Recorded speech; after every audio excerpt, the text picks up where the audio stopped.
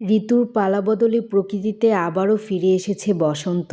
বসন্তের আগমনে প্রকৃতি সাজে নানা রঙের ফুলে। ঠিক তেমনই আম গাছে দেখা দেয় আমের মুকুল। আম গাছের মুকুল দেখলেই বোঝা যায় বসন্ত আসতে আর দেরি নেই, আর শুরু হয়ে যায় মধুর মাসের মিষ্টি অপেক্ষা। তাই তো কবি সুফিয়া কামাল তাহারই পরে মনে কবিতায় বসন্তের আগমনী বার্তা হিসাবে আমের মুকুলের কথাও উল্লেখ করেছেন। কয়েকদিন ধরে আমার আম গাছের মুকুল দেখলেই তাহারই পরে মনে কবিতার কয়েকটা লাইন খুব বেশি মনে পড়ছে, তো সেই কয়েকটা লাইনে আপনাদের সাথে আজকে শেয়ার করব।